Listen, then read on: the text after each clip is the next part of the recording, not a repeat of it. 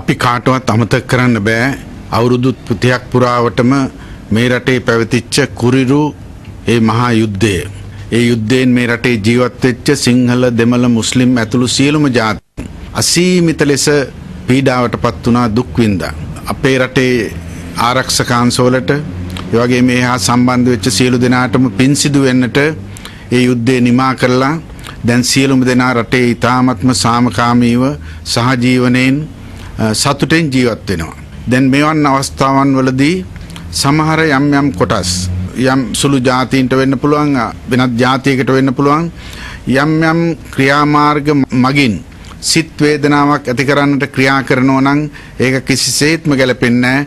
එවැනි තත්වයක් උදා කරලා මේ රටේ තවත් ජාතිවාදී අරගලයක් ඇති වෙනවා දකින්න මා හිතනවා මේ රටට ජාතියට සම්බුද්ධ ශාසනයට ආදරය කරන කිසිම කෙනෙක් බලාපොරොත්තු වෙන්නේ නැහැ කිසිම ආකාරයකින්. බොදුබල සේනා සංවිධානයේ හැටියට අපි ඒ ආරම්භ කළේ ජාතිවාදයේ ආගම්වාදයේ අවසන් නෙවෙයි, මේ රටේ බෞද්ධ වෙනුවෙන් පෙනී සිටින්නට. භික්ෂුන් වහන්සේලාගේ අධ්‍යාපනය වෙන්න පුළුවන්, භික්ෂුන් වහන්සේලා පරිහරණය කරන පොතපත වෙන්න පුළුවන්.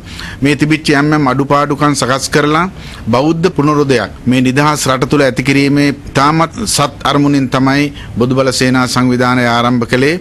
මොන විදියකින්වත් ජාතියක් ආගමක් අතර ප්‍රශ්නයක් ඇති කරන්න අපේ කිසිම තුන් සිතකින්වත් එහෙම චේතනාවක් තිබුණේ නැහැ.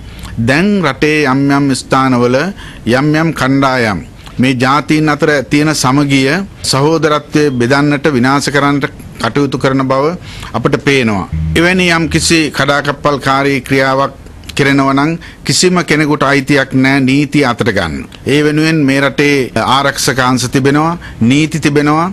ඒ නිසා කොහේ හෝ යම් කිසි ස්ථානයක කඩාකප්පල්කාරී හෝ වෙනත් ආගමකට ජාතියකට යම් කිසි සිත් රිදෙන විදිහේ කටයුත්තක් කරනවා නම් අපි ඊ타මත්ම කරුණාවෙන් ඉල්ලා සිටිනවා සියලුම ආරක්ෂක අංශවලින් ඒ අය අත්අඩංගුවට ගන්න, නීති මගින් ක්‍රියා කරන්නට කියලා. කාටවත් පුළුවන් කමක් නැහැ ඒ අයට අවශ්‍ය විදිහට පෞද්ගලික මට්ටමින් නීතිය අතට අරගෙන ක්‍රියා කරන්න. එහෙම නොතින් රටක සාමයේ සමාදානය කවදාකවත් පවතින්නේ නැහැ.